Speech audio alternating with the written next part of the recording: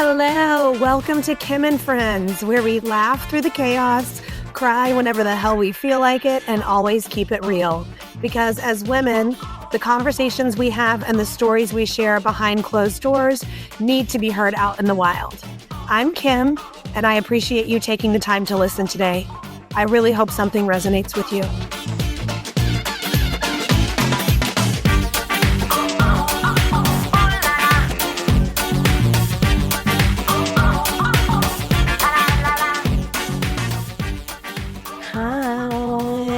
Welcome back to Kim and Friends. Thank you so much for being here today.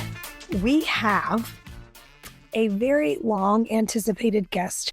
My beautiful, wonderful, fabulous daughter, Edna, is here in the studio with me today. And I'm so excited. So Edna is a daughter to me and Daniel. She is a sissy to her brother Goose, who you met last year.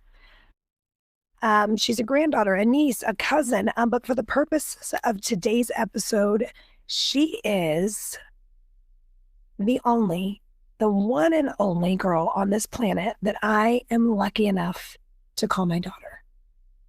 So welcome to Kim and Friends, Edna. Hi. Right now, we are currently in her bed with about 8 to 35 weighted stuffies. They're necessary. I agree. And we're just going to have a little chat and see where it takes us. She's feeling chatty today, so I was like, let's do it while you're ready. So are you ready? I'm so ready. She's so ready, y'all. Okay, tell the people, just like with Goose, how old are you? What grade are you in? I just turned 14 years old and I'm in 8th grade. Yeah, so she's a brand new 14-year-old in 8th grade. And tell me about being an 8th grader.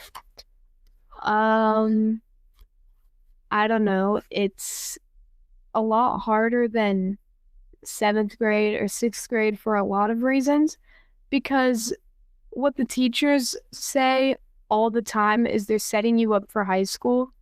So I'm kind of scared for high school because this is like pure torture, but you know. And what activities you into at school? I mainly just do theater, but outside of school, I did some volleyball and soccer. And I used to be on the soccer team, but I'm mainly focusing on theater now. And what about music? Oh yeah, I'm also in choir. Yeah. I feel like you do more with choir than you do with theater right now. Yeah, I'm doing this thing called solo and ensemble, where I pick a song and then I practice it for a month. Yeah, about a month. And then I sing it in front of a judge and they like give me tips on how to get better and they rank me and like, yeah. So that's what I'm practicing right now. What's the name of the song you're singing for that? Silent. Cool. And do you have any plays coming up with your theater stuff? Yeah, it's called Horror Town, which is basically a spoof on a bunch of like scary movies. So Michael Myers, Freddy Krueger, all those kinds of things. So, I know The Shining is in there. Yeah. And Psycho. We need to watch those. I need to watch like all of them. I know, but like The Shining and Psycho are actually ones that like I like and enjoy. Like Michael Myers and all that stuff you can watch with your dad. I don't need to watch that. But The Shinings are real good. And it's Stephen King. This is a good segue. Talk about, okay.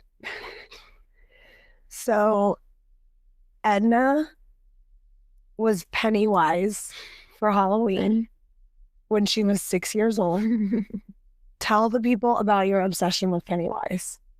Okay, so my dad made me watch this movie called It when I was like 5 years old. So then I watched it and I was obsessed with it. And like my mom just said, I was Pennywise for Halloween at the age of 6. And Goose was her Georgie in a little raincoat. And I never really stopped not liking the movie. I kind of just forgot about it after a while. And then, like a month or two ago, I rediscovered it and I was like, oh my gosh, this movie's a thing. And I watched it. And then I don't think I stopped watching it. I fell asleep to it like every single night. I just nonstop watched it. Because especially now that I'm older and I actually understand what they're talking about and the jokes, you guys definitely need to watch it. That movie's so peak. So, but I remember, was it the new one that you saw that young, or was it like the old Tim Robbins one? Or not Tim Robbins, Tim Care. No. Now I'm embarrassed that I'm saying that name. I mean, I just said Tim Carey, so it's okay. What are you talking about? The original Pennywise. Tim Curry. I didn't even look it all the way up. It's Tim Curry. I was close. Was it the Tim Curry one or was it the new? It was the new one. Okay. Bill Skarsgård. Correct. So you watched the new one and we went and saw it too in theaters, which the first 20 minutes of that movie, I do not recommend you let any child watch. That was like damaging. But then at the end, you were crying and you were saying, I don't know if I'm sad for the Losers Club or I'm sad for Pennywise, because you have always like had a heart for Pennywise. And even when you were little, you had like a poster of him on your wall and your friends would come over and they would be scared of it. And I would have to take it down when your friends came over. Goose couldn't even go in my room. But you have always loved horror movies. Like, yeah, Dad just like planted that in you early on. Yeah, my friends are always like, you didn't watch Descendants when you were younger? How don't you know about zombies? How did you not watch that? I was like, I was busy watching it. So what other horror movies? Y'all got all into those silent ones. What, The Silent Place? The Quiet Place. Quiet Place. And then y'all watched Chucky, Annabelle, The Conjuring. Yeah, you were Annabelle for Halloween one year too. That was good. I don't even remember. I may not have watched horror movies with you, but I crushed at your Halloween costumes. Okay, we got off track, but that's probably going to happen. Okay, so you do choir, you do theater, you used to, well, you're coming to the end of your soccer career, which is a little bittersweet. I think sweet for you, bitter for me and Dad. Well, it's bittersweet for me too. From more sports focus to like really focus on more art stuff. Like your regular subjects at school, what's your favorite subjects and teacher? ELA and Miss Robertson. And that's English language arts? Yeah. And that Miss Robertson is your ELA teacher? Yeah. Yeah. And then I feel like your ELA teacher is always your favorite. It's always your favorite subject. Yeah, ELA has always been my favorite subject. I've always liked learning about ELA and social studies way more than math and science. But you don't like social studies now? I picked you up early today and you were happy that I was picking you up during social studies. That's because I don't like Mr. McCarthy. I thought you had a sub today. Well, I don't like the work he gives. Oh, okay. Like the overall topic of social studies is really interesting, but the way some people teach it is not. Gotcha. So what's your least favorite subjects and teacher and why? My least favorite subject is science, but my least favorite teacher is Mr. McCarthy. If we're talking about this year core classes specifically. Not Mr. Payne. Okay, going into the new year, I decided to forgive everyone that's ever done me wrong, and Mr. Bea has proven himself to be not that bad. Well, that's good to hear. And I think that's really like growing up with you to like let past stuff go. I don't think we need to get into all that. I mean, unless you want to. I think it'd be a good story. I think it would be too, then go for it. I just didn't want to do it if you didn't want to. Okay, so let's go back to, I don't know the dates, never mind. A while ago, It was like fall of last year, the fall semester. This is a funny story. Okay, so I'm in algebra. I'm doing my work. I look up, and then the kid across from me is uh staring at his computer and touching himself inappropriately. So obviously I gasp because that's insane. I would have never thought to see it. And then everyone's like, "What? What happened? Why'd you just gasp?" So they just like follow my eyes and they see it too. So of course with that kind of stuff, if you're gonna do that at school and people see it, you're gonna get talked about. So then we started like everyone in the school found out. And then the one day during lunch, Mr. Baya pulled me out and he was like, "I don't know why you would spread such horrible rumors. You know, he's already doesn't have like good luck with his social life and you just had to make it worse. I don't know why you would do that. I expect way better from you. This is horrible. You're horrible, blah, blah, blah." I can't really remember.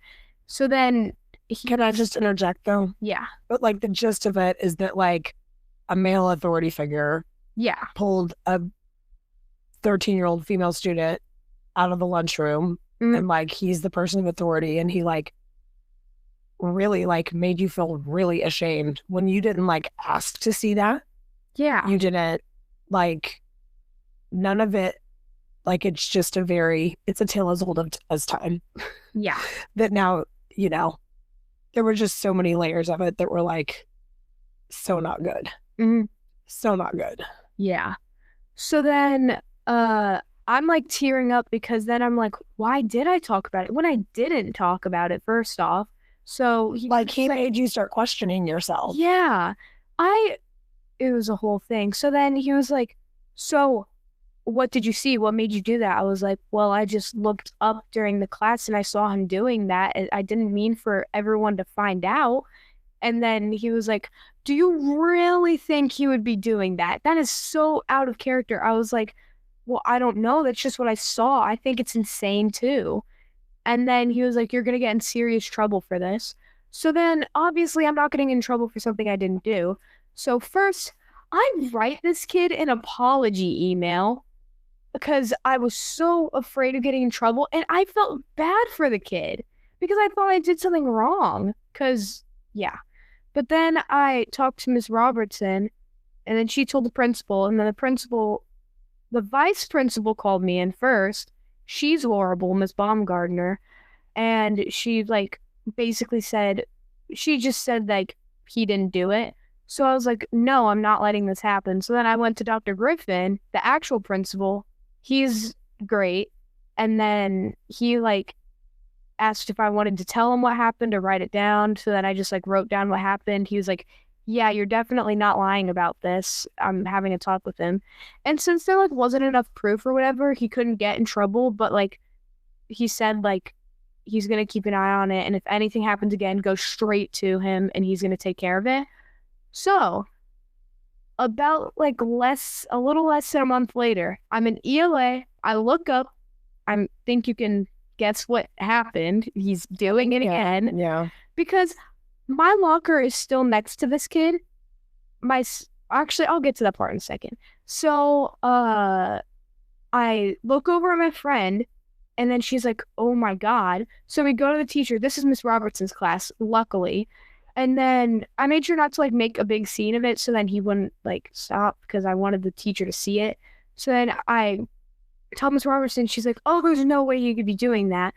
But I could tell she was just trying to like get her eyes off of it.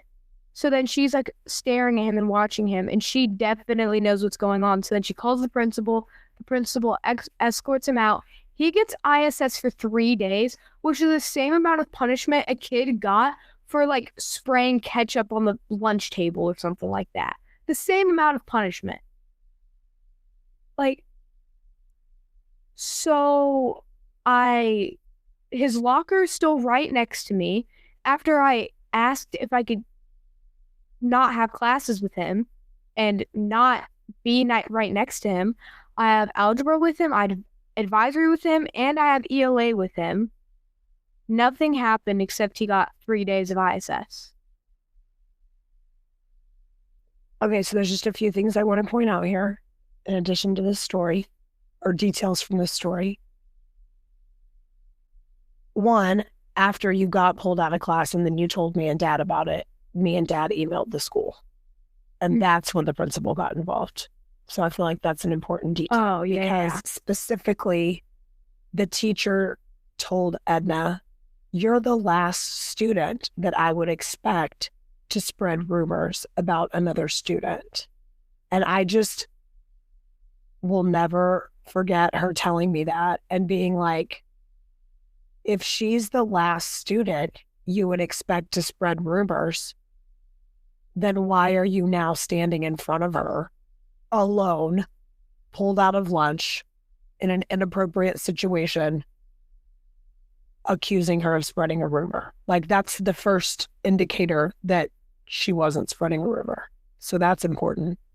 Also, sorry, can I say something? Yes. Just to add, Mr. Bennett knew the day before, like I wasn't there because it's something that had happened. And when he walked up to me at lunch, I was literally already tearing up because I had had such a bad day. Because the day before, like someone in my family had literally passed and he knew that. Yeah. So. It was a week. It was a week.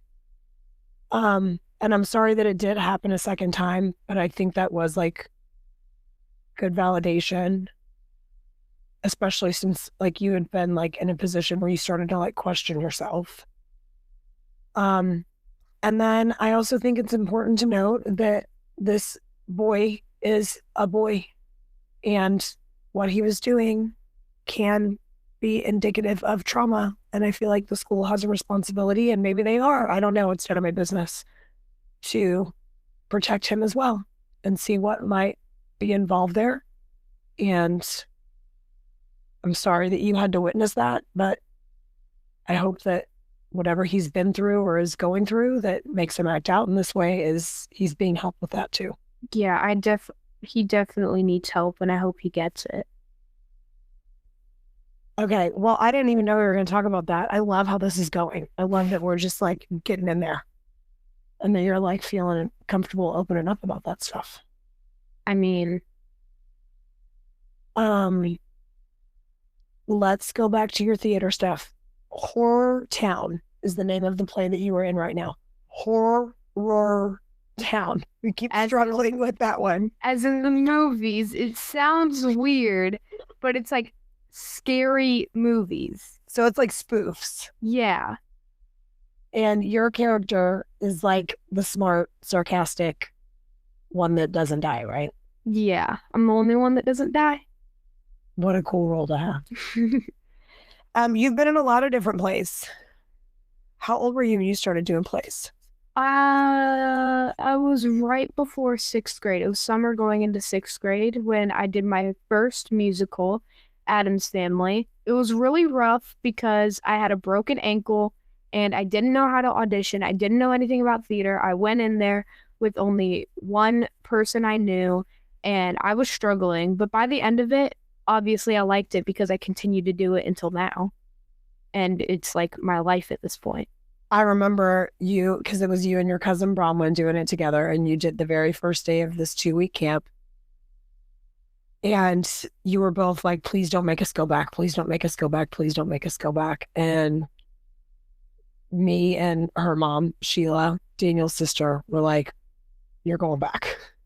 You're doing this. But by the end of the second day, you were both like all in. And now you both are like, I mean, I think Bronwyn's more into like music than she is like theater, but you're both still like performing and like artistic and like just totally like igniting a fire in both of you.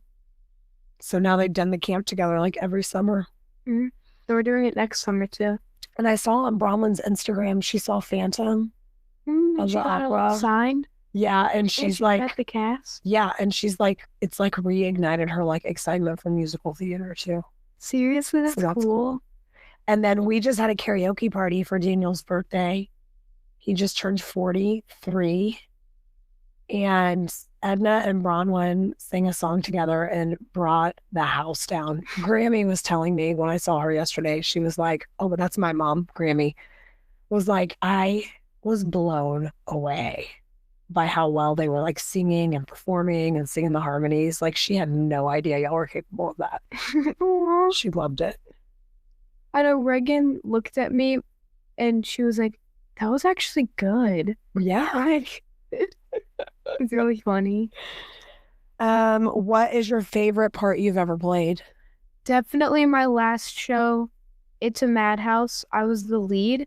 And honestly, it was just a really good experience because at first I was really nervous because the most amount of lines I'd had before that show was 35 lines. So I went from having 35 lines to 155 lines. And that was really intimidating. But I think having my mom with me helped me a lot because she was like dedicated to practicing with me every single night. And I got the lines down like right when I needed to. And it was just really nice because I had been working so hard to get a good role and I was like losing confidence because I felt like I was never like seen for, I don't know how to talk. Like I was trying so hard and I could just never accomplish what I wanted to. So that I felt like I wasn't good enough at acting. But then that role really like made me, I was really proud of myself. Well, you should be. And I think it's like important to note like your journey from like the first play that you were in, summer before sixth grade. You went in the first day, had no idea what was even going to be happening with a broken ankle. I cried during the audition, mid-song. I started crying. And then full circle to like fall semester of your eighth grade year. It just shows that it felt like nothing was ever going to happen. It felt like, oh my gosh, nobody cares how hard I'm trying. But it's like, obviously, like all of those auditions and all of those plays that led up to that. And then there'll be like setbacks and there'll be smaller roles and there'll be missed roles. And then you'll probably feel like you're at your wit's end and why am I even doing this? And then you'll get another big role and it'll reignite things for you. It's tough. Mm. It's a tough industry. We talked about your favorite part. Anything else you want to say about theater or choir? I love it. Theater people, choir people, music people, they're the best people. They're also like nice and welcoming. And yeah. You're about to start voice lessons too, huh? I'm really excited about that. I've wanted voice lessons for a long time. That was your birthday present. Okay, let's take it back to fam bam stuff. What's your favorite family vacation we've ever been on? Probably the last vacation. Wait. Yeah, the little Puerto Rico Legoland collab. Aw, same as your brother. Well, I can't even remember the other ones really. Like I can remember snippets of them, but you know, I think all the vacations kind of just merged together into one. Well, there's a lot of Puerto Rico. Yeah. So it's kind of hard to remember. Remember the one year when you were gonna like do like vlogging? And I left my camera or my iPad or something at home. Oh my gosh. The night before we had her, it was like this special camera that could like go underwater. Like a GoPro? Yes, it was like a fake GoPro. She had gotten for Christmas. It was just like off-brand, like a generic GoPro. You knew it. I bragged to everyone that I got a real GoPro. Well, you lied. Oh my God. So anyway, we had everything like sort of sitting next to her backpack, like on the chargers. And I remember her and I talking about the night before, like in the morning, you're going to unplug all this and shove it all in your backpack. Well, we got in line for security and I was like, we need to pull out your iPad, Edna. And it wasn't in there. So we're like in the security line, realizing like we had just been talking about all of these like we were going to make like all these YouTube videos, and it was going to be like for her YouTube channel about all this vlogging, and we didn't have any of it. And it's all like coming to light like as we're going through security. And Goose is like, I don't know, like a toddler. And airport security is just stressful. I don't care who you are, it's stressful. So then we like get to the other side of security and have to just like sit there and like calm down this like poor girl who's like totally heartbroken that she doesn't have any of her stuff. We had like all these deep conversations about like, this is just going to provide an opportunity for us to just be like really present and together on vacation. And me and dad will be good about putting our phones away, and we just won't even worry about any of that. You did really good. You pivoted and you got it together. I remember the night before watching a ton of vlogs, so I knew how to like talk and record and like planning it out. And I would like fall asleep like thinking about it. And I was so excited to vlog. I thought I was gonna be like famous. But I think that's just a rite of passage for like you and your brother's generation to like go through the whole like, I'm going to be a famous YouTuber thing. Yeah. What about like, okay, so that's a childhood memory, obviously. What about like one specific like happy memory from our Puerto Rico trips? Like, is there like one activity or one thing that sticks out as like, wow, that blew my mind, or it was so funny or fun or whatever? I honestly just loved Flamenco Beach. It was so pretty. But the only thing is, I wish I went now and not in sixth grade when I was awkward and weird and didn't know how to take photos. So I don't have any photos of that beach because I took them all in 0.5 and I didn't take any cute ones. I I just put the peace sign over my face and I didn't know how to function and I was weird. Like I could have at least gotten a photo of the beach without me in it, but no, I just had to be in it and ruin the photo. You were who you were then, and now you are who you are now, and they're both beautiful. I know, but I don't have a beach. In your head? Well, Instagram can't see my head. We'll go back, babe. We'll go back. What about childhood memories? We've already done a few, obviously, being Pennywise and watching horror movies with your dad. I don't know. Well, think on that. We can move on. You know what we can talk about now? No. You have your first boyfriend. Oh yeah. So tell me about, when did y'all get together? We got together December 17th. Oh, you know the date. And yeah. But y'all were like getting to know each other for a while before you got together. Yeah. So he like said he had a crush on you, right? And that was like closer to like Thanksgiving. Yeah. And you were like, I don't even really know you that well, so I don't know if I have a crush on you back or not. Like, I need to get to know you. And I think you said, like, I do feel like I have a crush on him, but I don't feel like I know him well enough to, like, be his girlfriend. And how's that going? It's with good. The boyfriend? What is it? We're coming up on like 2.5, almost 3 months y'all been together, huh? Yeah.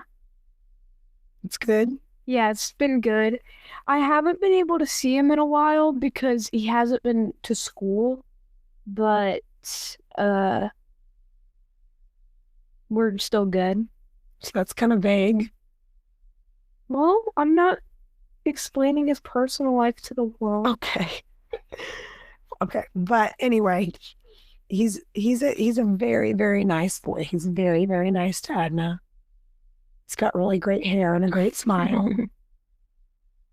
So, yeah. Exciting stuff. All right, let's get into some more serious stuff. All right. Is that cool? Super cool.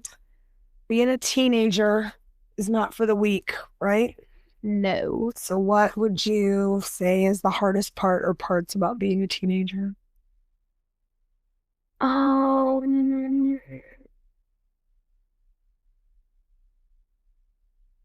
I don't know how to explain it. Probably just being so like misunderstood because with adults, being a teenage, like when you were a teenager, I feel like it was probably so much different than being a teenager now because like phones is a huge part. Social media, just like all that. So whenever I'm not saying you do this, I'm just saying when adults are like, I know how it is.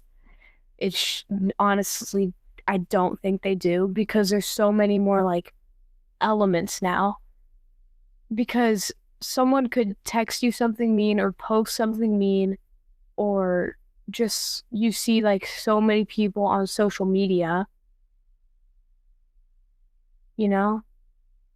Are you talking about that you like compare yourself to and stuff, or just like friends? Both. Okay. Like if you compare yourself or all your friends are hanging out and you weren't invited, stuff like that.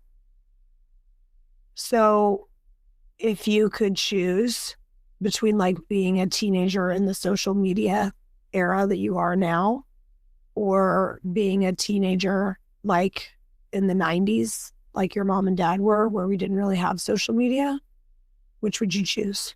Probably the 90s. Really? I mean, the only education I have on being a teenager in the 90s is movies, and that looks so fun. It was pretty fun. It was really fun. It wasn't the worst. 90s were a good time. I will say though, it did not make us immune to finding out that our friends were hanging out without us, or mean girl stuff, or like broken hearts, or I feel like the mistakes, the growing pains, the just puberty of it all, it's all so similar. Just like the circumstances of the current events and technology are different. For sure. And I do think there is like some merit to there like being an off switch. Like we had home phones, but you would have to like call and talk to someone's mom or dad before you could get a hold of them. Like I feel like it's good. And I will be the first to admit that me and your dad are not that great at this. But like waiting to let your kids have phones and social media, because like once you open it, it's like Pandora's box. Like you could not put it back in. And then like the importance of like limiting screen time and like taking breaks from it.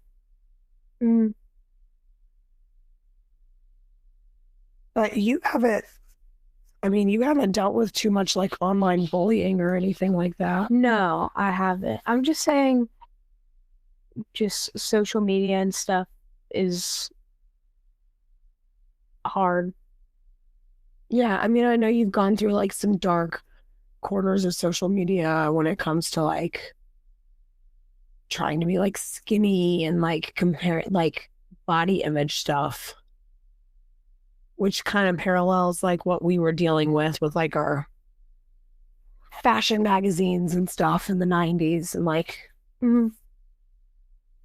So you would rather be a teenager in the 90s? Yeah.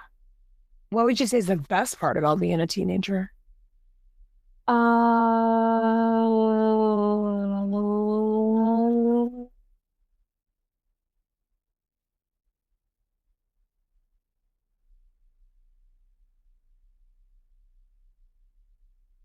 don't know. It's not fun.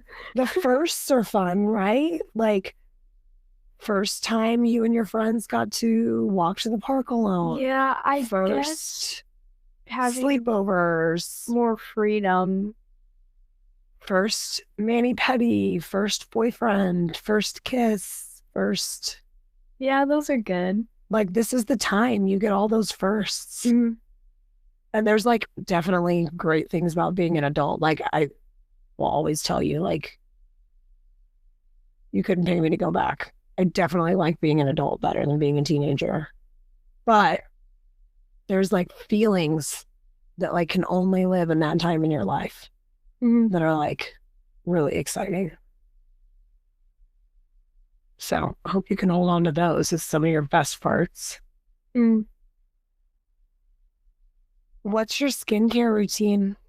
I don't really use skincare because I have to pay for my own stuff when it comes to things I want most of the time. Okay, let me just clarify. We buy like your regular run-of-the-mill Dove, Oil of Olay, Kirkland brand from Costco.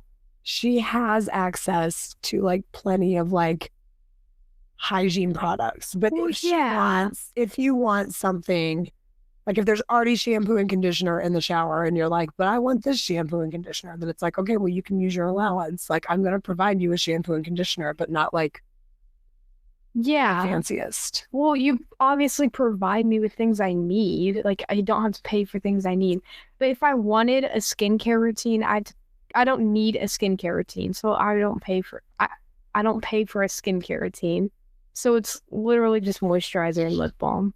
But you wash your face every morning and everything. Well, yeah, I wash my face. What kind of face wash do you use? Water. No, you don't. Yes, I do. You have face wash down there in the, what is that called? Like biome or something? I don't feel like getting it out. Oh my gosh, Edna. You need to be using face wash, even if it's just mine. Why? You need to use a cleanser, especially because you wear makeup every day. You got to get your makeup off your face. I wipe it off. Edna, I am learning this in real time. I felt you better than this.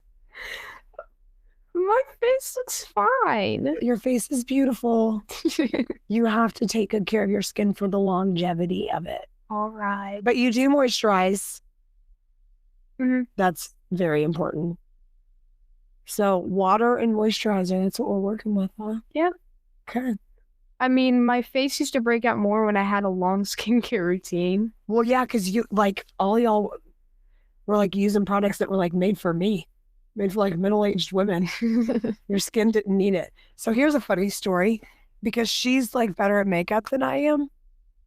And I was asking her about concealer because I can never like make concealer look good underneath my eyes without it like just like sinking into all my fine lines and just like making me look older. And so I was like, you need to help me figure out how to do concealer. And she was like, well, I think you just like aren't using like an expensive enough one. And I was like, Edna, I think maybe you just don't have any like fine lines and wrinkles around your eyes. So maybe like any old concealer is going to look fine on you because you don't even really need it. So yeah, that was funny. Like maybe she can't teach me how to use concealer because she's not dealing with the same kind of skin underneath her eyes as I am. Let's do a little quick rapid fire like critique of me and Dad. So what are ways that you feel like you're like me and or Dad? You can go me first or Dad first. How are you like us? I think I'm like you in the way I think I'm pretty outgoing and empathetic. And I feel like a lot of people like lean their head on my shoulder and ask me for advice and stuff like that in the way that you are. And I think with Dad, I'm pretty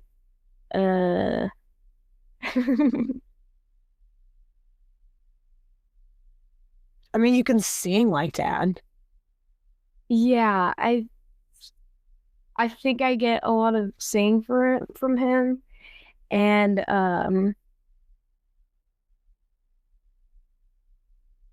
You don't think your sense of humor is like his? yeah, I guess I'm funny like him. Well, I'm funny. Well, okay, but I'm just not funny like y'all are funny. Sarcastic. Like, there we go. We're both pretty sarcastic people. How am I like Dad? He's outgoing too. He's like a big life of the party guy, and you like to keep the party going.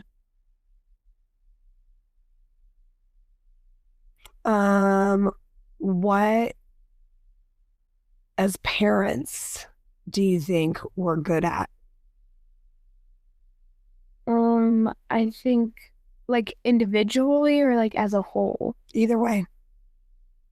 Um,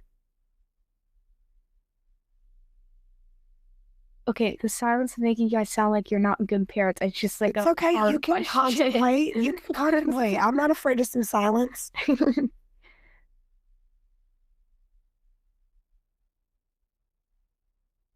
I think that you're really good at checking up on me and always being available to me, but not in a way that's like you like have to tell me. You are like you can tell me if you want, but if not, that's okay. Just like tell me how to I can help you and I'll do whatever I can. And I think that's something you're really good at.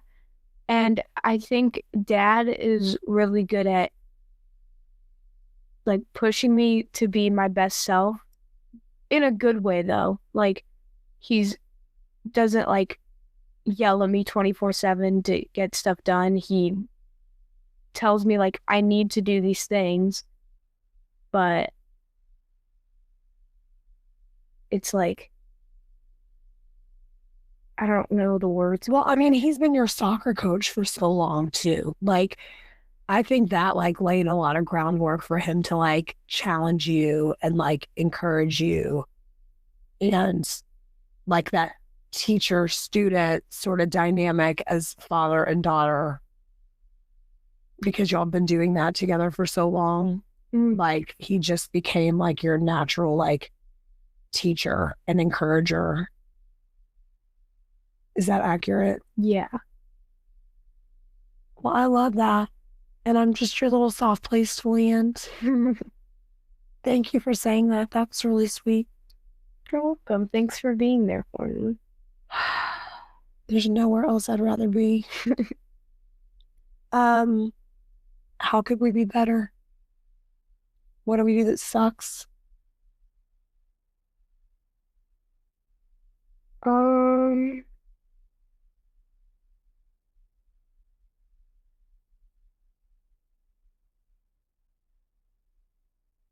You can say it. that's such a hard question. It's not loaded. I think I asked Goose the same thing. I don't think I got that far. You did not listen that far in the episode. He said that he just wished we'd spend more time with him.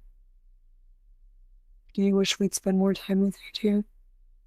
I feel like me and you spend a lot of time with each other, especially when we're in the plays and then we just hang out. That's why Dad's so sad about you not playing soccer anymore. You get that, right? That's like y'all's thing. That and horror movies. But Goose is taking all of our other things. Goose is not taking your things. He just gets to enjoy them too. He does not get to enjoy them with Dad. He took all the things. The only thing we had is soccer, but I don't really like soccer anymore, so Goose took all the things. Okay. Well, y'all are gonna have to work that out. Yeah. Well, I'll split it in half with Goose. I get Hamilton, and he can have other stuff. Actually, I get all my things back. They have like Star Wars and stuff. They can take that. I get my things back. Okay. Y'all can't all watch 4 movies together though. Nope, Goose is gross. He has a whole rash on his face. He does not have licks his face. Okay. The rash is gone. You want me to start outing you for some of the gross things you had going on when you were 9? Okay, and then I'll add it up to what Goose has done, which is 10 times worse. Okay, we haven't even talked about your brother at all, though, because, like, say some nice things about your brother, too. He is liked by his peers. And you love him. Yeah. And you look forward to having a close relationship with him in the future, right? As you get older. Because y'all are going to be friends and take care of each other, spend time together, right? Promise? I promise as long as he promises to not smell like BO. Okay. Okay. Oh, he might still stink a little bit sometimes. I don't know what kind of adult he's going to be. What if he decides he doesn't want to use any kind of chemicals or any kind of aluminum or anything, and then he just has a natural scent all the time? You're just not going to be friends with him? We could be friends on the phone. And I cannot ostracize your brother if he has body odor. I'll buy him a deodorant. That's not a good enough reason to not be close with your brother. I'm joking. All right, we'll put a pin in that one. It's getting past my bedtime here. Me too. It's 8:30. Okay, let's talk about future Edna. Where are you headed? Where are you going? College, career, family? What do you picture for yourself?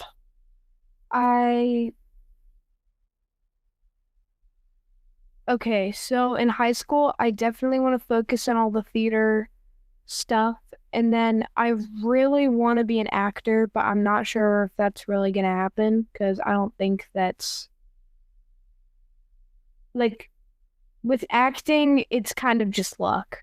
And I don't know if I'm going to have the best luck because there are so many talented people, and it really sometimes it just doesn't matter about talent. So, like, no matter how hard I try, there's still a big chance I'm not going to become an actor. So I don't really have a backup plan yet, but I'll figure it out. I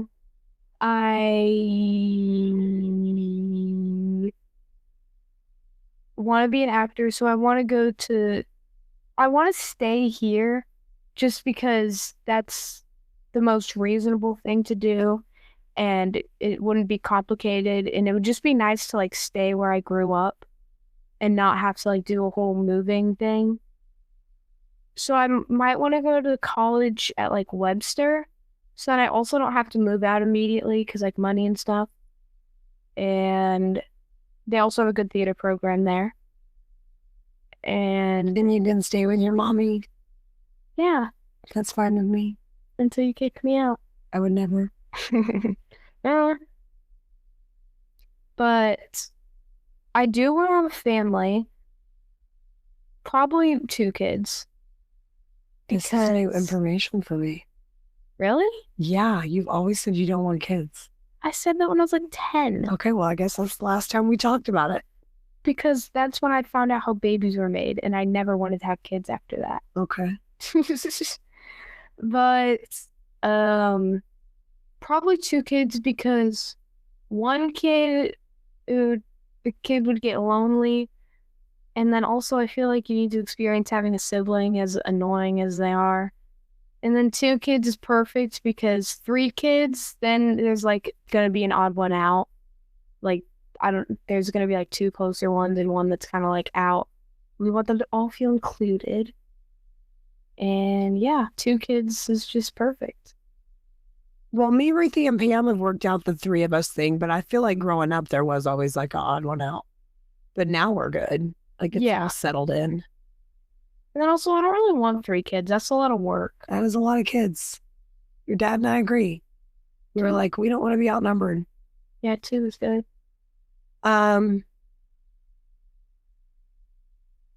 So you want to be married and all that stuff? Yeah. Cool.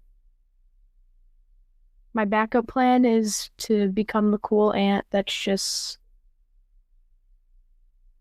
single and just going around everywhere and having fun. But what if Goose has body odor? Are you going to be able to be around his kids? I'll be Sophia's kid's aunt. Oh, okay. Sophia's the bestie. Yeah. Okay. Just you better let Sophia know she can't be having any body odor. That's a deal breaker for you.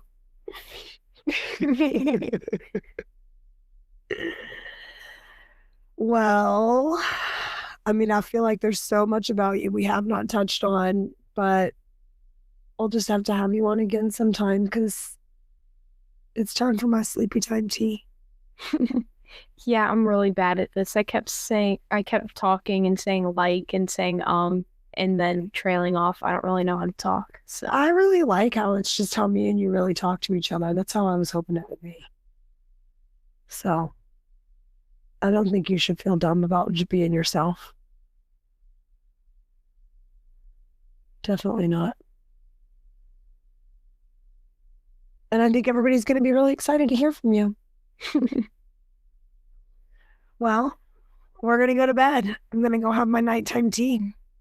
And Edna's going to snuggle with her 75 stuffies and probably spend too much time on social media.